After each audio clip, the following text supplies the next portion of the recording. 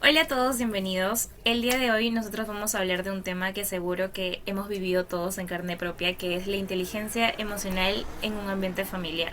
Y esto en específico es bastante diferente porque no es como en el trabajo o en el colegio o en el instituto, sino que es mucho más difícil porque es con nuestra familia, con personas que convivimos todos los días. Exacto, porque yo puedo ser literalmente amigable con mis amigos o en el trabajo, con quien quiera que esté compartiendo, pero llegando a mi casa puedo comportarme de una manera un poco más agresiva, por ejemplo, porque puedo estar acumulando emociones o explotando directamente. De hecho, hay estudios que explican esto como nuestro espacio seguro, ¿no? A las familias. Esto significa que el cerebro desactiva sus filtros de alerta social cuando está con una familia, pero cuando están en otros lugares, como en lugares públicos, como el trabajo o en el instituto o en las calles, este alerta se suele activar. Pero cuando está desactivada, surgen ciertas características que al bajar la guardia solemos tener un poco más de confianza y solemos ser un poco más impulsivos con nuestros comentarios hacia nuestros familiares, diciendo cosas que posiblemente nos arrepentamos después, ¿no? Sí, y justo de eso vamos a hablar el día de hoy. Somos 5 personas y creo que cada uno pues puede ir compartiendo un poco de lo que ha vivido y cómo lo ha vivido con sus experiencias reales. Así que quiero abrir esta conversación con la siguiente pregunta. ¿Qué es la inteligencia emocional en familia para ustedes?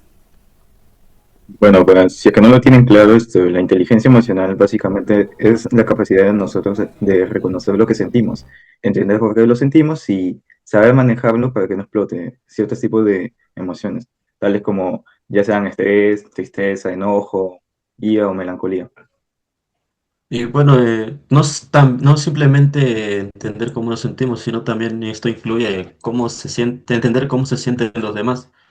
Ya que, por ejemplo, al menos en mi caso, mi papá es muy suele callarse las cosas y nada, a veces suele estar preocupado, suele estar triste y no suele responder mucho a las personas cuando está en ese estado. Por lo cual puede llegar a malinterpretar pensando que están enojados con esas personas o ese tipo de cosas. Esto pasa muchísimo, ya que todavía en generaciones pasadas no nos enseñaron bien sobre la inteligencia emocional a profundidad. Y esto nos ha hecho, bueno, sobre todo a los padres, que no sepan cómo expresarse correctamente y tengan una forma medio rara de hacerlo, como puede ser con silencio, con gritos o hasta enfermándose de tanto estrés acumulado. Ese es el primer paso donde la inteligencia emocional puede aprovecharse en intervenir, porque detrás de esos no me hables o ese distanciamiento que solemos tener a veces con algunos familiares, hay una carga personal que no se está manifestando con los demás integrantes de la familia, ¿no? Que se está reservando por uno mismo. Cuando lo ideal sería que esa carga debe ser compartida y todos los demás puedan comprender lo que está sucediendo con esa persona que se siente un poco agobiada por ello, ¿no? Sí, y en realidad creo que de eso es lo que se trata la inteligencia emocional, no solamente de cómo nosotros nos estamos sintiendo o de nuestras propias emociones, sino de también entender las de mi familia, aunque a veces y la mayoría de las veces no lo expresan con palabras. Y creo que esa es la parte más difícil, entender es la parte más difícil y es la más importante porque el, es el proceso es entender a otras personas incluso cuando nos están haciendo daño a nosotros, ¿no? Es entender y apoyar a otras personas aun cuando nosotros no nos sentimos bien. Y exacto, eso se nota mucho en las relaciones familiares. Un ejemplo que yo tengo es que con mi hermano de pequeños parábamos peleando por cualquier cosa trivial, ya sea, ¿por qué a ti te han comprado más? ¿Por qué yo tengo menos? ¿O por qué tú estás jugando en la computadora y por qué yo no? Y así, o sea, pelean por cualquier cosa. Y más que todo es por falta de comunicación entre nosotros. Y cosa la cual hacía que entre pelea, mi mamá se para estresando y de ver a sus dos hijos constantemente pelear, cosa la cual hacía que nos castigara, no, no, no tanto, pero sí, como quien decir, una advertencia para que no sigamos peleando más que todo. Bueno, a mí por lo menos con mi mamá, no tanto así, pero lo que pasa es que mi mamá casi siempre suele llegar cansada, ya sea de hacer las compras o de hacer alguna que otra cosa. Y nada, pues yo siempre soy mucho de contarle qué tal me fue el día y eso, pero hay muchas veces que ella llega súper cansada y con los ánimos abajo nada, pues a veces me responde o cortante o bueno. Y intento no darle tantas vueltas a eso porque intento ponerme en su lugar y digo, quizás esto ha pasado un mal momento en la calle o ha discutido con una persona y nada, pues. Así que, más que todo, no sobrepienso tanto en lo malo e intento entenderla. Ese es un claro ejemplo de autorregulación, porque tu madre en vez de explotar, porque tal vez tenga un día molesto, lleno de problemas, prefirió pensar en vez de actuar impulsivamente. Y eso es un claro ejemplo de autorregulación emocional.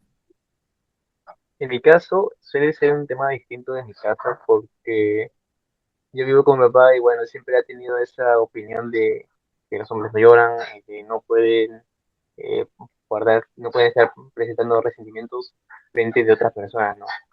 Eso creo que siempre ha estado desde que era pequeño, pero como que no estoy muy inclinado a esa opinión que él tenía. Pero después de eso llegué a aprender que no necesito la validación de alguien más para que considere mis sentimientos, cuando podría buscar a otra persona que sí la podría considerar, que al final fue mi hermana mayor, que gracias a ella pude enfrentar esta situación que si no hubiera sido por ella, muy posiblemente hubiera tenido esa creencia de que los hombres no lloran y me hubiera recordado para mí mismo bastante ese comportamiento de no manifestar mis sentimientos hacia los demás de manera efectiva, ¿no?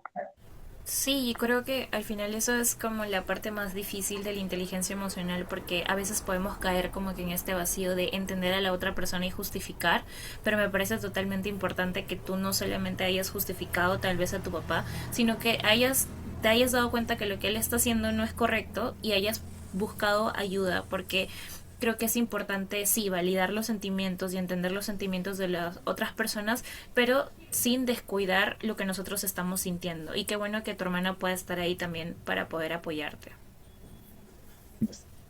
Y como tú lo dijiste, o sea, que tu padre te decía que los hombres no lloran o tú eres un varón, tú por qué tienes que llorar, por qué sentirte así.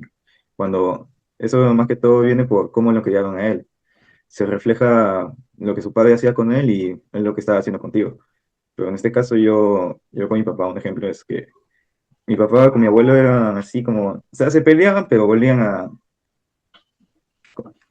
re- volvían a reconciliarse, ya.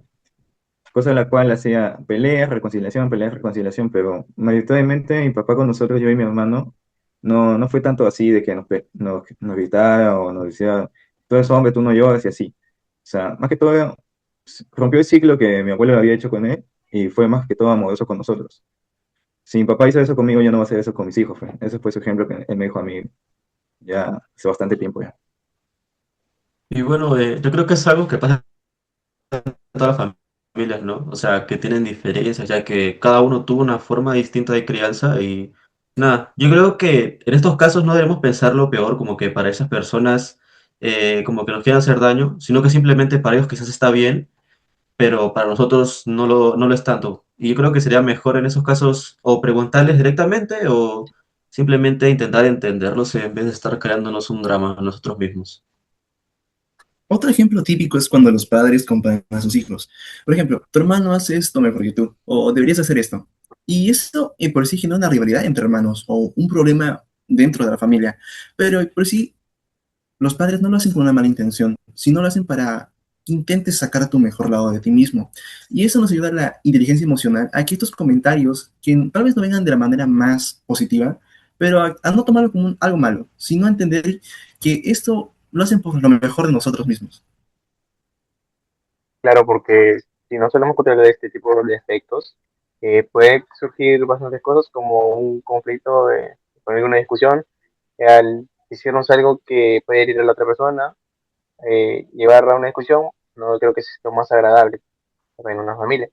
Y pues bueno, es algo que debería reforzarse para que podamos mantener una armonía, pero siempre cuidando nuestras palabras a la hora de hablar con lo discutimos, ¿no? Porque muchas veces solemos actuar de forma impulsiva, diciendo cosas que al final pueden herirle a la otra persona, y si nosotros, sin darnos cuenta, seguimos metiendo presión y presión y presión a la otra persona, que le puede estar hiriendo bastante ese comentario parte nuestra, ¿no?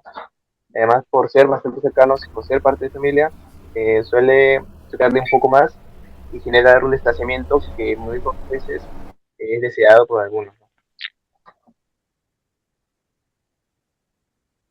Y sí, totalmente. O sea, quiero también agradecerles porque sé que muchas veces hablar sobre las cosas que nos pasan en nuestras propias familias es bastante complicado y sobre todo porque no es un trabajo ya hecho, sino que es un proceso que va cambiando constantemente.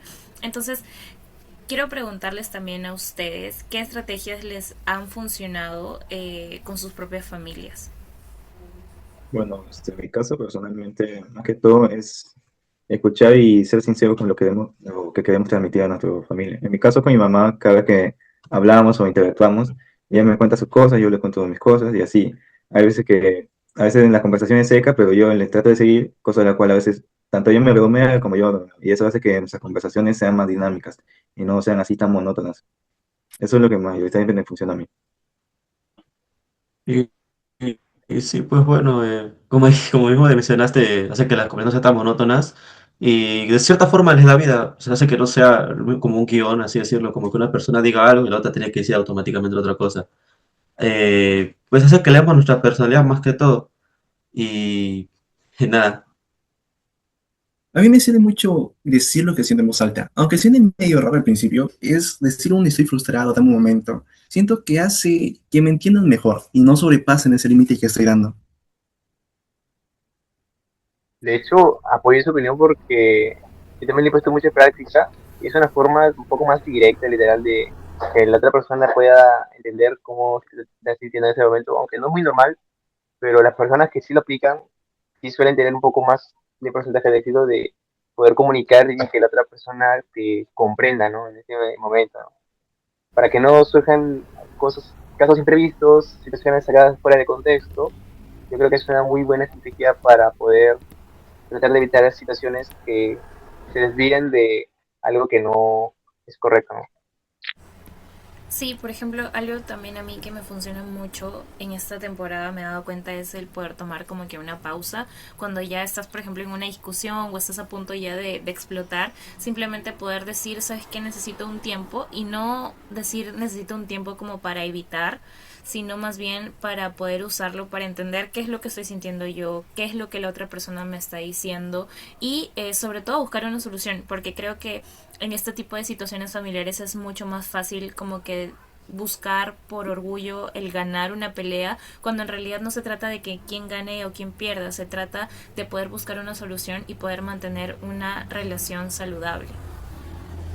Sí, eso claro, porque muchas de las discusiones familiares se alargan porque justamente, como tú lo has dicho, nadie quiere ceder su punto de vista y su orgullo, porque dentro de su punto de vista él está bien, pero la otra persona está mal, pero la otra persona, de su punto de vista también, él dice que está bien y está mal.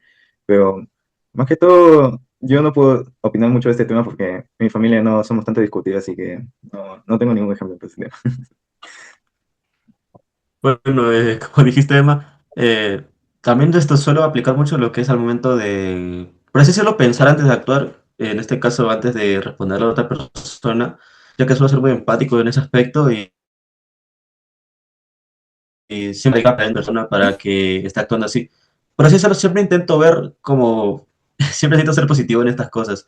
Y nada, pues intento justificar el por qué la persona está así para no pensar tan mal, pues. Algo que yo aprendí es que no hay siempre que resolverlo todo rápido. A veces simplemente estar con la persona adecuada te hace sentir mejor sin necesidad de que te dé consejos o soluciones que realmente no te gustaría escuchar en ese momento. Claro, uno a veces solo lo que necesita es que lo escuchen. Recibir consejos creo que te lo puede dar, podría decir yo cualquiera, pero que alguien que de verdad esté presente ahí, que sepa o que intente, que tenga la intención de querer comprender lo que está pasando, creo que es algo que muy pocos hacen y que es una forma muy, pero que muy buena de poder formar un lazo con la otra persona y poder comprender y hacer que se sienta acompañada realmente. Sí, y ya chicos, para ir cerrando, me gustaría preguntarles qué les dirían a ustedes a alguien que siente que en su casa nadie habla de emociones. Yo diría que comience por uno mismo, o sea, que intente romper esa barrera nadie habla de sus emociones, que él comience a hablar de cómo se siente y cómo quiere, cómo se va expresando poco a poco, porque eso va a ser gradualmente, poco a poco la familia también se va a ir integrando de la forma que tú te expreses, o como quieran expresarse ellos mismos también. Sí, bueno, como dijiste también, empezar con iniciativa, porque mayormente en casi todos los casos, si una persona no comienza algo y las demás personas no ven que lo está comenzando, pues nunca va a haber un cambio. Siempre es bueno esto, empezar por lo mismo, tener iniciativa. Y al tú tener esa iniciativa, pues tu familia puede ir cambiando su forma de expresar sus sentimientos ante los demás. También que no se sientan culpables, tipo, si a veces explotan o pierden la paciencia, la inteligencia emocional es que no es ser perfecto, sino es saber reconocer tus errores y corregir eso para evitar esos problemas a futuro. Y sobre todo entender que este proceso no es algo que se da en un día y en el otro ya hay un cambio radical, ¿no? Es un proceso que va a ir escalando poco a poco y es que ambos aportan, ambos quieren verdaderamente generar un cambio o si uno mismo incentiva a generar ese cambio para que ya no se siga manifestando de forma común en la familia, ¿no? Yo creo que es una buena manera de poder manifestarlo hacia los queridos, pero también comprender que es algo que lleva un proceso bastante largo, pero que garantiza demasiado que haya una armonía y una buena comunicación y comprensión de las emociones dentro de este grupo de familia. Sí, y totalmente de acuerdo con eso, porque creo que se resume muy bien a todo lo que hemos conversado en este tiempo, que es básicamente que la inteligencia emocional no es evitar conflictos, no es esconderse, sino más bien es aprender a comunicarnos de forma efectiva y para, sobre todo, mantener y no romper ese vínculo, ¿no? Así que quiero agradecerles a cada uno de ustedes por estar en este panel y también en esta última parte, durante el proyecto, sé que cada uno de nosotros ha desarrollado diferentes competencias intrapersonales y me gustaría escucharlos. Yo empiezo, una de las competencias intrapersonales que utilicé en esta parte y en este último examen y sobre todo en el proyecto fue el autoconocimiento porque creo que tuve que reflexionar mucho cómo es que estaba manejando mis propias emociones con mi familia, cómo es que yo reaccionaba antes y cómo reacciono ahora. Y creo que es bastante importante poder conocerte para poder conversarlo, ¿no? Así que también creo que, bueno, gestioné el tiempo, trabajé gestión del tiempo porque también pudimos pues organizar los ensayos durante el tiempo de estudios, de trabajo que tenemos todos en nuestras responsabilidades. Así que Leonardo, me gustaría escuchar cuáles fueron las competencias que tú utilizaste. Claro, gracias. La que yo usé fue la adaptabilidad, porque, bueno, y también la autorregulación, ya que no es fácil hablar sobre problemas que pasan en mi familia, y también cuando narro algo es con en base a una experiencia. Y es que no es fácil soltarte, porque te sientes esa vulnerabilidad constante, pero tampoco es que sea tan complicado, porque sé que puedo hablarlo tranquilamente. En mi caso, la competencia clave que yo utilicé fue la resiliencia porque compartir un ejemplo personal, sinceramente, me cuesta un poco y me genera un poco, me genera cierta exposición emocional hacia los demás. Y pues bueno, también manejé el estrés, sobre todo en la etapa final de los ensayos, de los exámenes, también aquí, estudiar un poco, también porque tenemos que coordinar, podían, quienes no podían, quienes están disponibles, o quienes se habían retirado de curso, ¿no? Que ya no se creemos. Por eso yo creo que me identifico más con la resiliencia porque siempre estuve ahí perseverando y traté de no bajar la guardia a pesar de que algunas veces estaba muy confiado de que algunos de mis integrantes podrían hacerlo o no, algunas actividades. Yo en mi caso, la competencia interpersonal que más he usado fue la automotivación, porque a la hora de realizar esta última evaluación que hemos dado, yo no soy tanto de dar cosas de mi, o sea, explicar cosas de mi familia, o sea, dar mi entorno familiar, tanto así. Más que todo, la automotivación para mí es como se llama, darme la suficiente resiliencia y bienestar personal para mí mismo para cosas a las cuales explayarme y tomar decisiones correctamente a la hora de exponer o crear vínculos con las demás personas, en este caso con ustedes. Y bueno, para mí, las dos que fueron, por así decirlo, más importantes fueron tener empatía hacia mí mismo y, en este caso, la perseverancia, ya que suelo rendir muy fácil con las cosas, o sea, suelo frustrarme mucho si es que no me salgo en la primera, pero bueno, con el curso y con, por así decirlo, ese trabajo, he tenido que, por así decirlo, dar más esfuerzos de lo que suelo dar y nada, pues seguir adelante hasta que salga todo bien y como quiera, como queramos. Ok, y creo que eso sería todo de nuestra parte. Espero que hayan podido conocer un poco más sobre la inteligencia emocional. Muchas gracias.